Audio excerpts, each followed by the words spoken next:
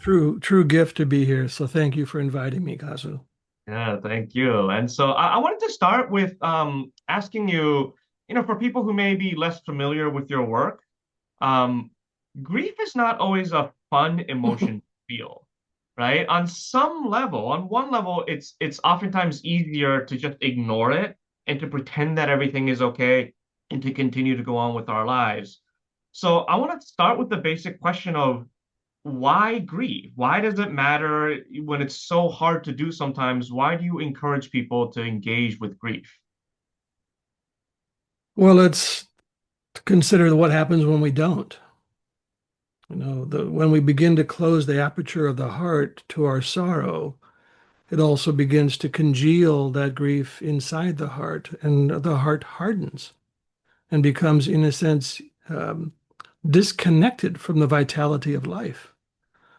So, whether it's creativity, imagination, the appreciation of beauty, of intimacy and friendship, all of those things begin to become narrowed and diminished by the refusal to grieve. And I don't judge anybody for not grieving because this is not, as you said, a very hospitable culture to grief.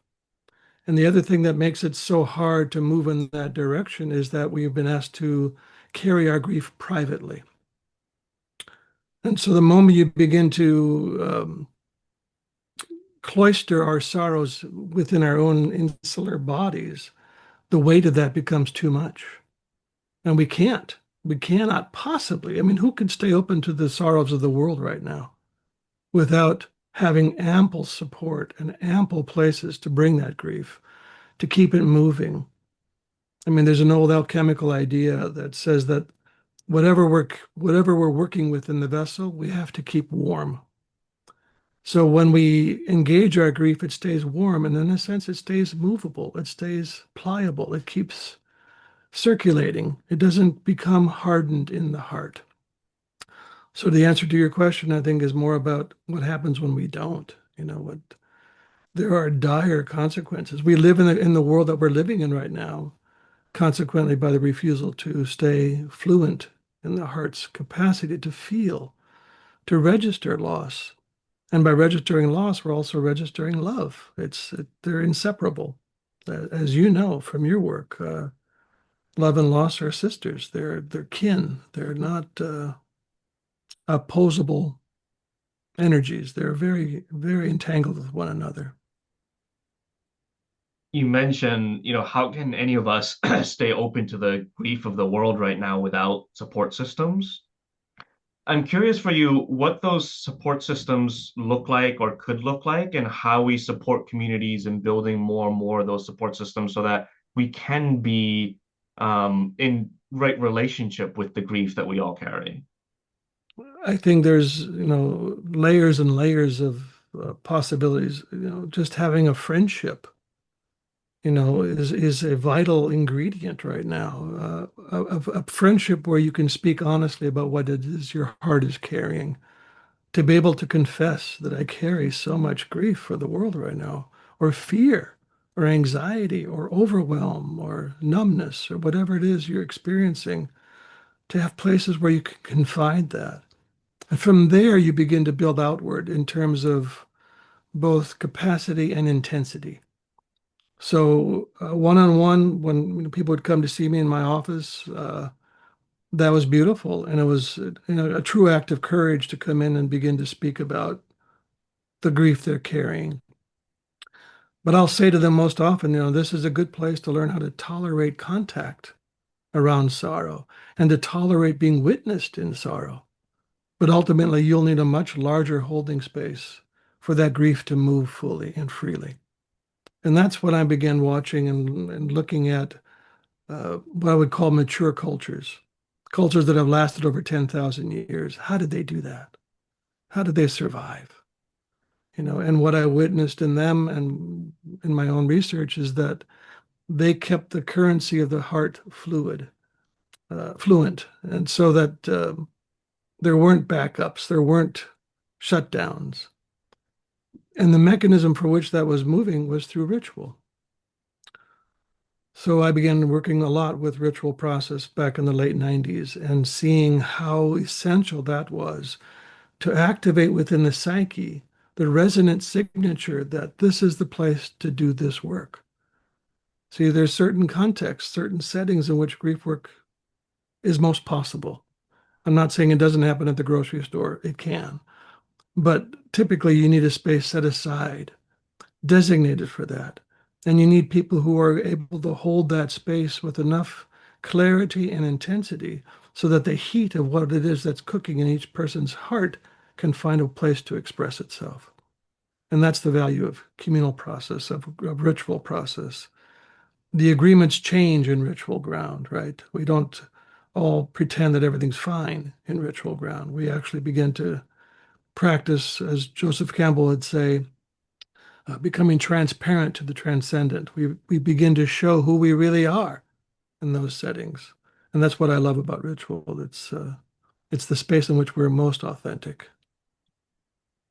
I love that you started that response by saying like sometimes the most supportive thing can just be to have a friend, right? That can hear you Yes, your grief. And I think that's the hope of some of the pods that we're forming and the teams that like, movements can be a place where you have a group of 3 to 7 friends that can really support you in that, and that can be the basis from which we do our work.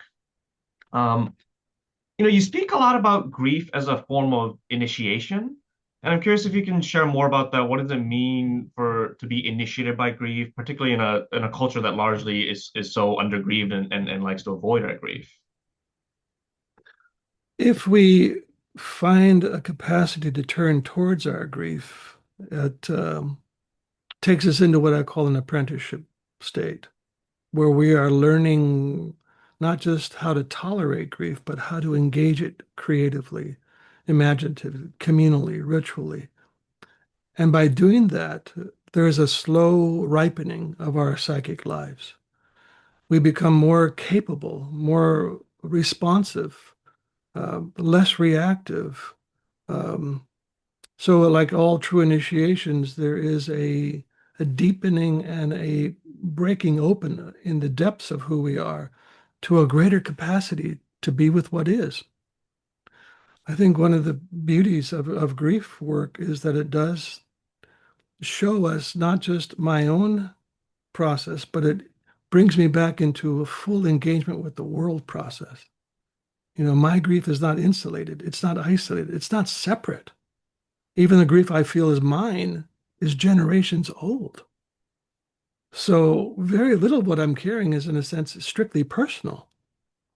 Uh, so the invitation in grief work is to loosen the strictures of our identity, to begin to feel through my sorrows that I'm part wind, part rain, part antelope, part turtle, part song, part color. I'm part of all of that. And grief is the means by which that opens up in my being. I'm sure there's other ways to do that, but what I see in grief work is that it has that ability to ripen and deepen us into a much fuller capacity as a human being. And that's initiation in my estimation. Yeah, I love when you use words like initiation and you use the word apprenticeship, and it speaks to just the depth of relationship we need to have with grief, the long-term relationship. Long term. Yeah. Right, And right. speaking of long term, I don't know if this is going to make sense, but I started having this thought last night that, my father passed away when I was 11. And so in that moment, of course, I grieved, right? I cried and I cried. But there's a part of me that feels like it wasn't until 30 years later that I was able to grieve his loss in a different way. And my relationship with my grief and my father continues to evolve. It's been a long-term relationship. And I feel like the grief that I hold for his loss now feels more mature. Like there's both Mhm. a deeper understanding of what loss means, but also a deeper understanding of the beauty that lives inside of grief. And yeah, so I'm curious what your thoughts are on this idea of like a more mature grief and how we can help people in society to touch into like the deepest sense of grief. It feels different than just like crying because I hurt my elbow, but there's like this deep, deep sense of grief that we need to feel as a culture. Well, there's two very distinct threads I want to follow here, and hopefully we can touch them both with some agileness. Uh, the first one is really central, this idea of uh, the losses we had, particularly in childhood. Like you say, 11 years old, that's a very young age to lose a father, and what is your capacity as an 11-year-old to process sorrow? You know, it sounds like you were able to be in touch with it. Well, for many of us, that grief in our childhoods was never held. There was no one there to say, yes, I am with you. Tell me, show me, I'm right here. Let it go. I'm able to be with you in this grief. In other words, they were helping to give a bottom to your sorrow. So you didn't turn away from it. You didn't have to deny it or hide it. You could actually feel it and stay in touch with it. And then as you aged, your capacity to go further into that room increased. Well, for many of us, and I've seen this so many times at grief rituals, when the grief arises, suddenly the adult disappears and they become a 5 or 6-year-old child or a 10-year-old child, and they have to get away. Someone will say something like, I got to get out of here. It's not safe. And I'll ask them to pause for a second and says, well, can you turn towards that part of you that feels afraid? And the moment they do that, they're practicing separation.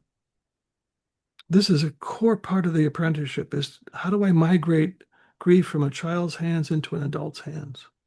So your question is beautiful, Kazu, that this is so important. And so few of us have that skill to migrate.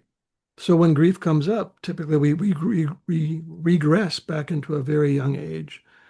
And for typically, if that grief wasn't held, then the strategies of how we cope with that are anesthesia, dissociation, um, you know, avoidance. We don't know how to engage it. The skill set in that child state is very narrow, whereas as we ripen and go through successive stages of initiation, our skill set increases and increases. So our capacity to go into that place is much, much deeper, much, much greater. And so I think you just spoke that really, really well of what a child's capable of and what an adult is. And unfortunately, for most of us, for many of us, we regress to that child state when the grief comes up. And that's what I work with a lot in our grief work. The second piece is very complex, but you brought it up, so I'm not at fault here. Um, Blame. which is this phrase that I've been writing a piece called "At the Heart of All Our Sorrows." And right now, I'm speaking primarily to white uh, European ancestry. Um, something happened probably 2,000 years ago when the collective experience of local culture was radically ruptured by invasions, by conquest, by colonization. And what emerged out of that was, in a sense, a profound amnesia. We forgot our traditions, our rituals, our languages, the myths, the practices, the land. We left the ancestors behind like they were easily disposable. And consequently, what entered into us was a profound sense of emptiness. And that's the only way I can understand what I see happening around me right now. Is that for a lot of white folk, our efforts are how do I fill the emptiness? Because it's intolerable to live feeling empty. And this is really at the heart of all our sorrows, collectively as well. We're at the precipice of radical alterations in our planet's capacity to modulate itself. Why? Well, because of rampant consumption. We are consuming everything. It takes 1.5 Earths a year to supply what the demand is right now. But if we all lived according to the standards of the United States, it would take 4.9 Earths to fill the need.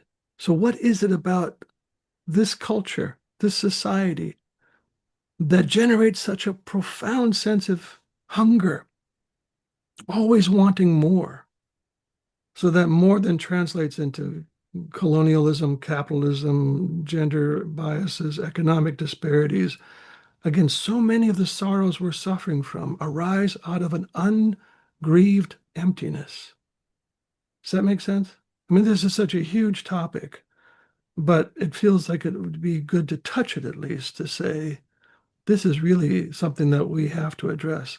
I was at a racism workshop and I wrote about this in The Wild Edge of Sorrow quite a few years ago now. And we were going around the circle introducing ourselves. And just by the luck of the situation, I was the last one to share. And I said, what I'm really working with is this issue of emptiness in my culture. And a black man literally leapt out of his chair, pointed at me, and said, that's it. Until your people address this issue, you're going to continue to kill us every fucking day and steal from us every fucking day. And it felt like this, spiritual imperative that I look at this issue, that I try to digest this issue and try to speak about it collectively. Because until we do, the grief will continue to mount. Consumption will not slow down. Gender imbalances will not slow down. Racism will not slow down. We'll keep trying to defend it as a way to offset the feeling of emptiness in us. More power, more wealth, more prestige. I mean, all the symptoms that we suffer from in this collective are values in this collective. Power, wealth, rank, privilege, material goods, those are seen as values rather than symptoms that arise out of a profound sense of emptiness. I could go on, but I'm not going to. So, I actually might invite you to because I think some of what you were just getting at speaks so deeply to some of the questions that we're exploring in Fierce Vulnerability are just like acknowledging the moment of history we are in. And you speak, more to that in your newest book, In the Absence of the Ordinary, where you write about these times as a rough initiation, right? And yes, I'm curious, given what you just shared, given, the work that you're doing in the world now with your new book, just recognizing that we are at this precipice, how does the work that we need to do in the world now look differently than what the work that we might have been doing 20, 30, 40 years ago? Like what's different now? How does the work that we need to do change because of that? I would imagine you would agree that the heat has risen quite Yes. Literally significantly. and figuratively. Yes, so we are in a hot time. I think the difference now would be how we approach what's happening and what I approach it from the lens of what I call soul activism. How would the soul respond to this time? Because I think where we are, as I wrote about in the new book, that we're in this time, what I call the long dark. And the long dark, both words are really important. Long meaning we're not talking about the end of an administration. We're talking about generations. We're talking about at least two generations ahead of us where the times are going to be very, very difficult. Very difficult. I wrote a preface for a book called Choosing Earth a while back by Dwayne Elgin. And it was a difficult preface to write, particularly because what Dwayne does in this book is he lays out the next 5 decades and probable forecasts for each decade. And it's going to be hard. The losses are going to multiply, both species and refugees and places that are no longer inhabitable. The losses are going to continue to mount. So we're in this process of descent into darkness. And darkness is another word I think that needs a lot of reclaiming because it's been in its bifurcation, in its polarity, light good, dark bad, up good, down bad.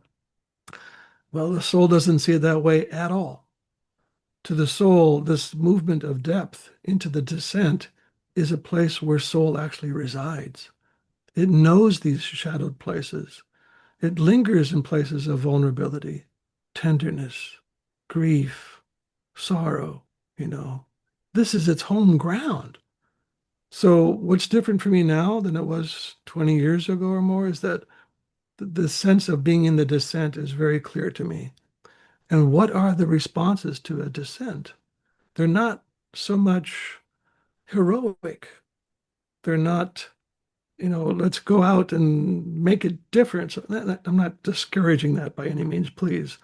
But I am saying that the response in the depth invites a different response or an additional response, maybe, of deep listening, of humility, of imagination, of slowing downward. There's a word that comes out of the Inuit tradition, kartsaluni. And I love this word, which I got from Bayo Kamalafe on one of his talks. And the word translates quite literally, sitting quietly together in the darkness, waiting expectantly for something creative to burst forth. Now, isn't that beautiful? I think that's where we are. We are sitting quietly, well, we need to get quiet. We need to, sit quietly together in the darkness and wait. That's not an American value. We're not a very patient people. We like to make things happen. Well, this is the whaling culture in the Inuit people. They can't go out to hunt the whale until the whales give them a song. Now, that's tremendous reverence, isn't it? And it practices one of the values that I think we are so out of touch with in this continent, which is restraint. They don't just go out and get it because they can get it. They probably could, but it would violate a covenant. It would break some agreement, some primal agreement between the whales and the people. So to be patient enough to hear the song of the whale, I think that's the ear we need to attune to right now. Not just the whale, but to the grasses and to the turtles and to the salmon and to the glaciers. Can we get quiet enough and sit quietly in the darkness together and be patient? It's not something we typically think of because the situation seems so dire. But maybe the response isn't to get faster and to do more, but to find a way of attuning oneself to how would soul respond to this situation? What is the earth dreaming right now? What rituals do we need to do to repair our relationships to watersheds and communities and other cultures? And so I think this is a time maybe unlike any other in which we are really being brought to our knees in the most humbling way that we don't have a clue what to do right now. We don't have a clue. And the only way we're going to be informed is by becoming receptive to the dream. And that's, I think, our deep spiritual work right now is to become receptor sites to the dreaming earth. Just want to pause and invite a breath to take in everything you just shared. You said, can we be patient enough to hear the song of the whales? Years ago when we were building the initial kind of DNA of the Fierce Vulnerability Network, which was at the time called the Yet to Be Named Network, we used to have all of our gatherings under candlelight, and there was something about the darkness of gathering under candlelight that gives us access to a different source of wisdom than our intellect. And there's something so beautiful. So I resonate so deeply with everything that you just shared. So I just want to pause and thank you for that before we move on to that. I love that because we have given such short shrift to imagination. We think our way through the That's right. problems, but we don't let ourselves be imagined. Now, imagination takes a little bit of understanding because it's not something I do, it's something I allow. I am imagined. I don't, fantasizing is great. Like, oh, God, it'd be nice to be on the beach and having a nice, cool sip of something. And, yeah, I can see myself. That's fantasizing. That's beautiful. But to be imagined is again to become permeable to soul so that the images arising both from the soil and my soul have a receptor place for them. And allowing something to be imagined is, I think, one of the most important things we can do right now is to be open to what is possible here. Not again through my intellect or please, again, I'm not disparaging the intellect. I love thinking. I love good ideas. I love playing with concepts. At the same time, there are times when I have to allow a different form of information to come into me, right? And I think you know that. So your imagery of the candlelight conversations is perfect for that. I Yeah. love it. Um, I want to ask a question that's more directly related to some of the work that we're experimenting with. In the work of the Fierce Vulnerability Network, we recognize that, there's too many people who aren't voluntarily coming to grief rituals and who don't have access to these types of containers. And we're wondering if there's ways that we can do enough of our own internal preparation that we can bring grief work to more public spaces and help people touch on just little pieces, little bite-sized pieces of grief that they might not otherwise have access to. And I'm curious, just your overall thoughts on it, and what are some of the considerations that we need to be thinking about when we're trying to help people who aren't used to touching on grief, inviting them into grief processes? I think one thing that's really important is to give them practices that teach them how to titrate. How do I come into contact and step out of contact with grief? Because grief itself, like we've said earlier, can be overwhelming, particularly if it wasn't held earlier in our lifetime. And whenever it comes up, I mean, I can't tell you how many times I heard in my office, if I go there, I'm never coming back. And I'll say to them frequently, if you don't go there, you're never coming back, because so much of our energy is locked up in trying to avoid grief.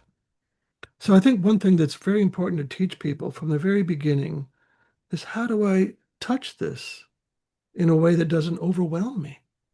And so we do writing practices, we do small group practices, and we begin to introduce it very gently so people can begin to feel and develop what I consider a faith in grief. That it's not coming to take you hostage, it's not coming to drown you, it's actually coming to inform you and again, ripen you into somebody more capable of showing up not only for your own life, but for your family's life, your neighbor's life, your community's life. And that's what we're all needing. So I think simple, small, very simple, small programs of, tonight we're just going to talk about loss and you get to name your losses, but you make some simple agreements like no advice. Because again, we're not trying to treat grief as a problem, but as the inevitable encounter of having a heart in a world that suffers. That's a given, isn't it? But we treat it like somehow I failed or something is unjust. But damn, that's just being in this body. You're gonna feel that. So I think giving people simple practices and ways to learn how to come into contact. But more than that, I would say the most important thing that I have seen is that you begin to loosen the fiction of private grief. Um, when we begin our grief ritual circles, we invite people to share one thread of grief they're walking in the door with. And typically they all have a basket full, right? I mean, but then just name one. And so someone might share that, their child died or that they lost a family member through suicide or I'm going through a divorce or whatever it is, they name the loss. And we go around the circle. And by the end, I'll ask the question, was there any loss named that you could not relate to? And of course not. I may not have had a child who died, but I can certainly feel and relate to that possibility and what it must be like in your body. And so that's the first moment I'll suggest let's allow the possibility that these are not our griefs, but these are our grief. These are not my private sorrows, but these are our collective sorrows. And then maybe by the end of our time together, we might have emptied our communal cup a little bit, you know, not all at once, because that's the American fiction, right? I went to a workshop, right? I mean, I should be done with grief, you know, rather than seeing it as the wisdom that comes up with repetition. I did a whole chapter on repetition in my new book because again, something we don't value at all.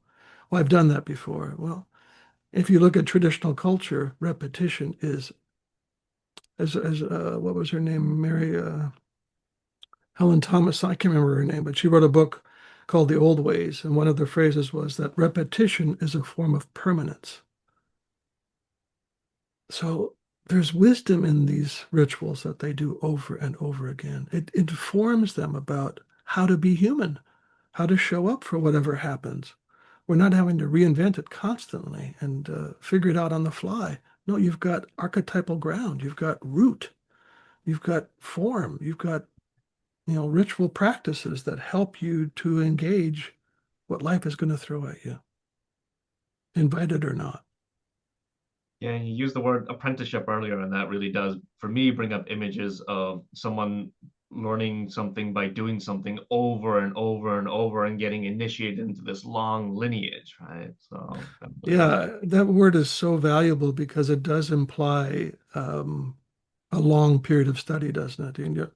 An apprenticeship typically in the old days was 5 to 10, sometimes 15 years before you could consider yourself a master weaver or painter or carpenter or bricklayer or whatever it is that you were studying.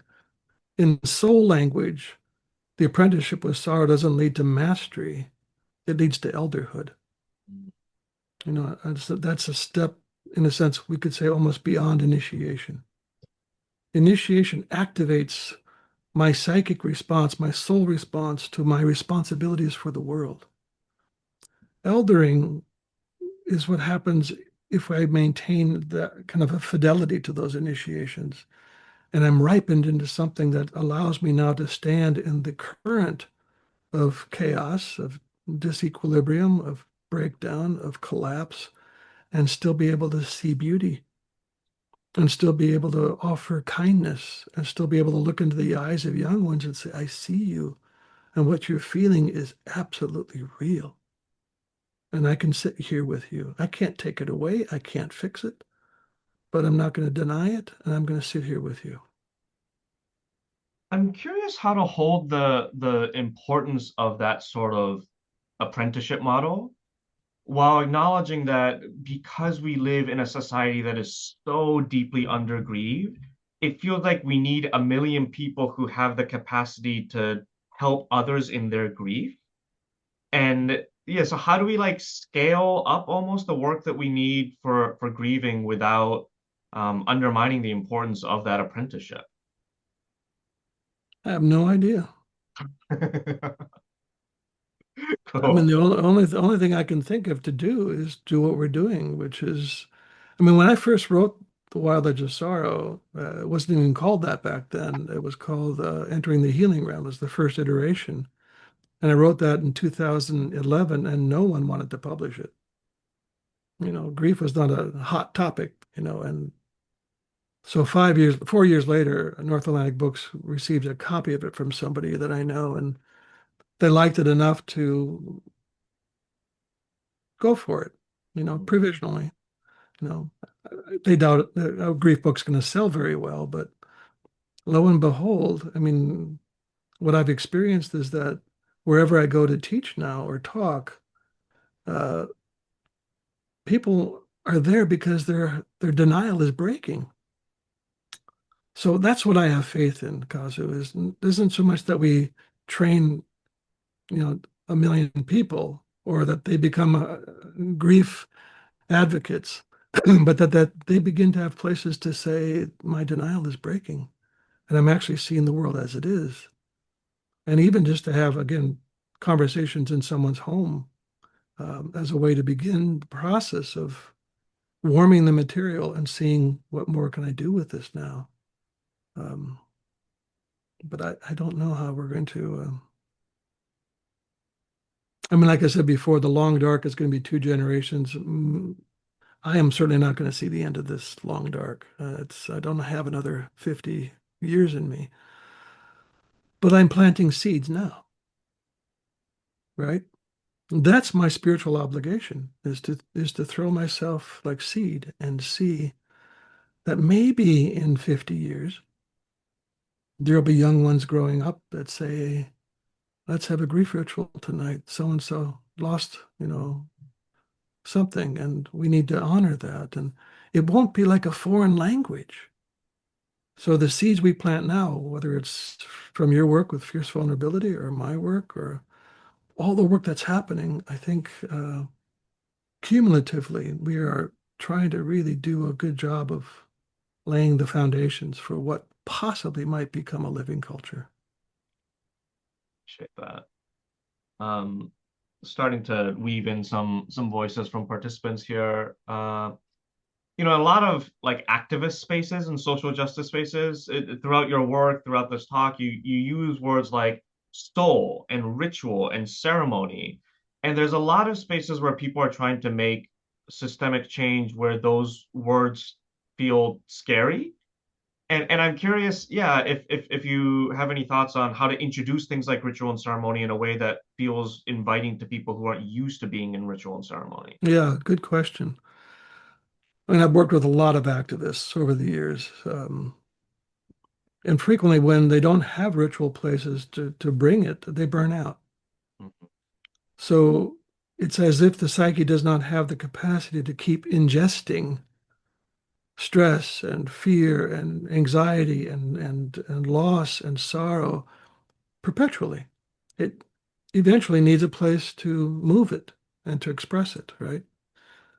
So, yes, those words can be kind of unnerving to people, particularly in a very materialistic, capitalistic society. But what I'm also seeing is that that's the exact thing that people are responding to. It's as if, again, intuitively, we sense what is missing.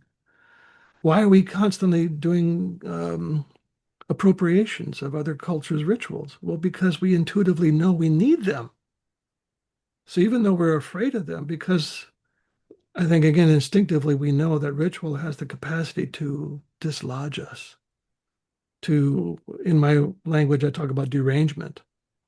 That ritual can literally derange who we are in the moment, which is its intention. We need to be deranged periodically because the current arrangement isn't working. And we need to be rearranged periodically to get back in accord with soul, with community, with world. And the word soul is also potentially problematic because of its frequent associations with religiosity. And I'm using the word soul more from an animistic point of view, from an archetypal point of view of Carl Jung and James Hillman.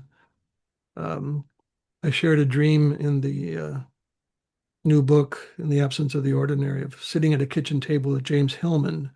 And James Hillman was kind of the founder of archetypal psychology, a student of Carl Jung's, and he took it much further and I think much deeper in many ways. And I'm sitting at this table, and he gets up and walks over to this cupboard, this closet, opens the door, and there's a chest of drawers in there. And he opens every drawer. The drawers are very narrow. He opens every one and pulls out a piece of paper. And on each piece of paper is the bibliography, starting with Jung, going down to Vico, and then Ficino, and all the way down to Heraclides. And he looks at me and said, "This is your family tree." So that's the lineage of soul I'm speaking about, is the indigenous framework. It's the traditional framework of soul as an animistic point of view that is responding to those depths of soul, of intimacy, of vulnerability, of tenderness. That's what I'm talking about with soul. So as people become familiar with it in my language, there's a lot less resistance to it because I think that's what we're hungry for.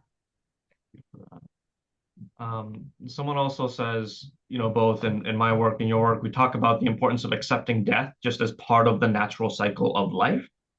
Um, but they ask for those of us who have lost loved ones to violence and injustice, sometimes there's a struggle to just accept it as part of the natural cycle. So how do you balance accepting death as a natural cycle of life with the reality of so many unnatural deaths due to climate catastrophes, violence, oppression, all of these things?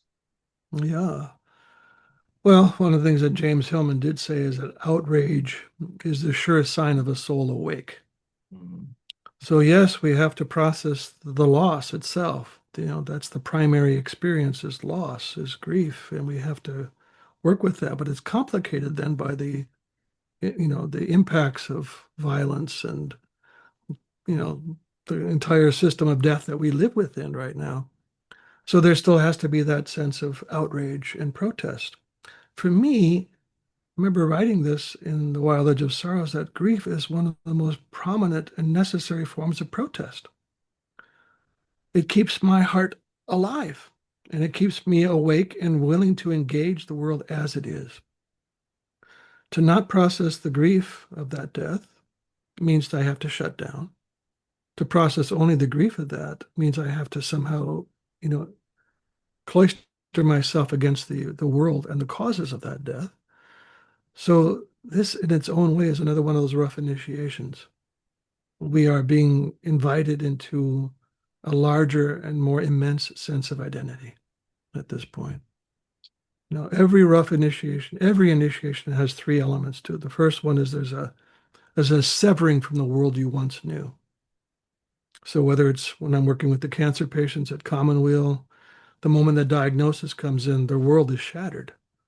That world that they were in of I'm healthy, I'm going to live till I'm 90, so on and so. That's now highly in question. That world has been shattered. The second thing that happens in initiation is there's a radical alteration in one's sense of identity. So I hear them say, I don't know who I am anymore. Everything that had meaning and direction and value has now become questionable. I don't know. My sense of purpose and direction has been lost. And the third thing that happens is there's a deep sense of recognition I can never go back to the world that was. Now, in a true initiation, those things are all supportive of an emergent identity. In a rough initiation, which is another language for trauma, the inverse happens. All three of those things occur. When someone gets the news that their loved one was killed by, a police officer or violence in the street or whatever, your world is shattered. Your sense of who you are is lost.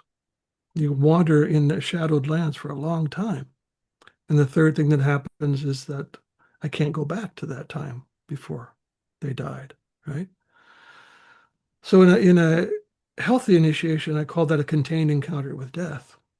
In a traumatic experience, in a rough initiation, it's an uncontained encounter with death.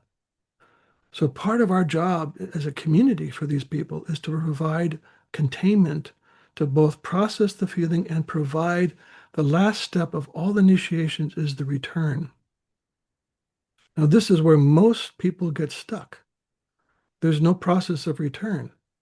So the trauma occurs. They might have processed the trauma to some degree, so they're not, actively living on the edge of terror all the time. But they still don't feel like they've fully made it back into this world. And I've worked with many people where that's that feeling of I'm suspended between worlds. There's a term that came up in the anthropological studies a long time ago by Victor Turner called liminal. The liminal state, where you leave some world and you haven't quite arrived in the new one. Well, that's a good definition of initiation. Well, when there's a trauma, you leave the world, but you don't arrive at the new shore. And you're lost in the liminal world and you become what they call liminoid, as if I'm not here or there. I'm suspended. Does that make sense? And so part of our work, I think, is to provide uh, rituals of return. And you see that happening a lot with veterans coming back from war, having them, giving them a chance, or prisoners, as you say in the prison, you're giving them a chance to tell their story, to be witnessed. Three things need to happen when there's trauma. There needs to be a sense of safety, a sense of warmth, and a sense of community. Those three things are imperative to help to loosen how tight we can become in the grip of trauma, right? So I hope I responded to your question. Yeah. I'm gonna try to squeeze in two more questions here. Someone said that some people on this call are actually leading a public grief ritual tomorrow. So any words of advice or encouragement or anything you can give them? Just my gratitude. I'm so thankful that people are doing grief rituals that I mean, when I first started doing this, we had people coming from Australia, from England, all over Canada, the United States, and it was wonderful to have them there. But again, we're back to the heart of the problem, which is this amnesia. This should be happening in every community. This should not be something you have to travel 8,000 miles just to have the privilege of grieving next to somebody else. That's part of what we have forgotten to do. So when I hear people are offering grief coach, I am just so filled with gratitude. And I think the main thing I would suggest is that you don't just make sure you take care of yourself, that you have enough support while you're doing this. Um, and your job there isn't to fix their grief. Your job there is, again, to help hold the space potent enough to invite the grief to occupy the space. Yeah. And perhaps the last question, there's been lots of questions about the relationship between grief and beauty. And what is the importance of taking in beauty? Do you have to pause grief in order to be with beauty? And so just your thoughts on the relationship between the two, and also maybe ending with if you could share something that is beautiful in your life right now. Beauty, I mean, when we create grief rituals, one of the central things we do is create places of beauty, a central shrine, and then we make a magnificent grief shrine. It's as if beauty is, well, James Hillman had a phrase, is that beauty is the means by which the gods touch the senses, reach the heart, and attract us into life. So that seems like a beautiful medicine for grief, because if grief can cause us to contract and pull away from life, and that's not necessarily a wrong thing to do. We do tend to go into a shadowed underworld when grief hits us. But what is it that invites us back to life? So we practice a lot with beauty, whether it's language, whether it's flowers or shrines or whatever. It is a means by which we are drawn back to life. So there, again, when I write about the medicines for the long dark, beauty is one of those primary medicines that we don't know how to understand beauty other than something trying to be beautiful, the cosmetic industry. But the original purpose of beauty was not so much something you do to make yourself pretty. It's an aperture through which you are being able to be touched so the world can penetrate you. So when you see a fox in the woods or a hawk taking off or a flower that just shimmers, that has to be able to penetrate. And so beauty is that place that again touches the heart, right? It enters us. And in the old language, they would call that a moment of esthesis. So an esthesis was a moment of going, where beauty has touched you so deeply that it takes your breath away. Well, we have anesthesia. We have anesthetic in this culture. We numb ourselves to that. So beauty becomes an antidote to the anesthesia. I can't say enough about the importance of beauty as a medicine for these times. And so practice random acts of beauty. I mean, the beautiful song that Katie sang at the beginning, that was beautiful, right? And it touches us and it quickens the heart and it activates our own soul so that we are now much more engaged. I mean, why did you start with song? We start with, that's exactly what we do at our grief rituals. We sing and sing and sing and dance and drum and do poetry. We are using beauty as the means by which we can compost the sorrows we carry. That is direct and implicit medicine for these times. And what was And the last thing? Well, the thing what's I one think thing that's beautiful in your life? my grandkids. I love seeing how they're developing and how how capable they are in their bodies to run and play. And they're both into my grandson is deeply into baseball right now, and playing catch with him is beautiful. I just love the feeling of him, Mm. delighting in his growing capacities at 13 years old. And Yeah, so that's a place of great beauty.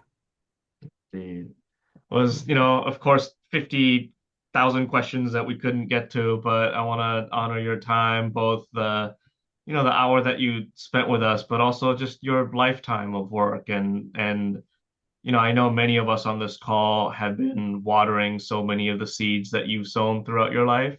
Mhm. And so I hope our work in this network continues to honor those seeds and helps nurture little saplings that maybe someday can become towering redwoods. So thank you for Yeah. all of the work you've done in the world and really grateful for your time here. Thank you so much, everyone, and thank you, Kazu. It was a beautiful conversation. Thoroughly enjoyed it. I hope to see you all again sometime.